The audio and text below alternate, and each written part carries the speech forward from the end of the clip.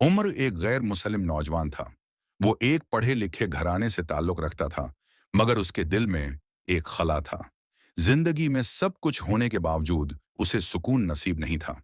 वो मजहब को सिर्फ एक रस्म समझता था, और इस्लाम के बारे में जो कुछ जानता था वो दूसरों की बातों और खबरों से जानता था, जिनमें अक्सर डर, नफरत और गलत फहमियां शामिल थीं।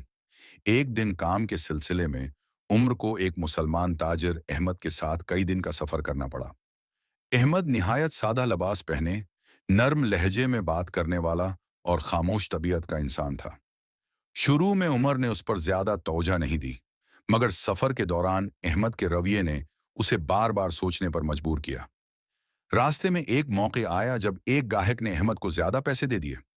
उमर ने देखा कि अहमद ने फौरन वो रकम वापस कर दी, हालांकि किसी को पता भी नहीं चलता अगर वो रख लेता। उमर हैरान हो गया और पूछ बैठा, तुमने ऐसा क्यों किया?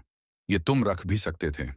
अहमद मुस्कुराया और बोला, क्योंकि मेरा रब मुझे देख रहा है, और रिस्क वो देता है, गाहक नहीं। ये जमला उम्र के दिल में कहीं ठहर गया। सफर के दौरान कई बार ऐसा हुआ कि अहमद वक्त पर नमाज अदा करने के लिए रख जाता। चाहे सड़क सुनसान हो या मौसम सख्त, वो खामोशी से वजू करता, एक तरफ खड़ा होकर नमाज पढ़ता और फिर दोबारा सफर शुरू कर देता। एक दिन उम्र ने पूछ ही लिया, तुम दिन में इतनी बार क्यों रुक जाते हो? क्या एक बार इबादत काफी नहीं? अहमद ने बड़े सुकून से जवाब दिया, जैसे जिस्म को बार बार खाने की जरूरत होती है, वैसे ही दिल को बार बार अपने रब से जुड़ने की जरूरत होती है। नमाज मुझे याद दिलाती है कि मैं अकेला नहीं हूं। ये बात उम्र के दिल में उतरती चली गई। चंद दिन बाद उम्र ने अहमद की जिंदगी को और करीब से देखा। वो गुस्से में भी बदतमीजी नहीं करता था, नुकसान में भी सब्र करता था, और फायदे में भी शक्र। उम्र ने एक रात तन्हाई में सोचा, अगर इस्लाम वाकई बुरा मजहब होता तो उसका मानने वाला ऐसा कैसे हो सकता है? इसी सोच ने उसे कुरान का तर्जुमा पढ़ने पर मजबूर किया। वो डरते डरते चंद आयात पढ़ने लगा, मगर ज्यों ज्यों पढ़ता गया उसे वहां नफरत नहीं, बल्कि रहमत, इंसाफ, सब्र और इंसानियत का पैगाम मिला। उसने जाना कि इस्लाम सिर्फ इबादत का नाम नहीं, बल्कि जिंदगी गुजारने का एक मुकम्मल तरीका है। कुछ उरसे बाद उम्र ने एक आलमी दीन से मुलाकात की।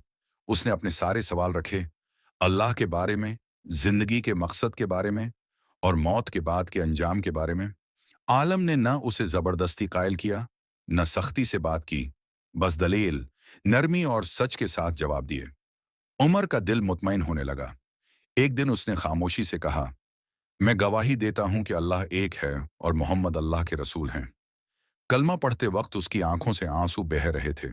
ये आंसू खौफ के नहीं थे, बल्कि उस सुकून के थे जो उसे बरसों बाद मिला था। इस्लाम कबूल करने के बाद उम्र ने कहा, मैं इस्लाम किसी तकरीर से नहीं, किसी बहस से नहीं, बल्कि एक मुसलमान के किरदार से पहचाना।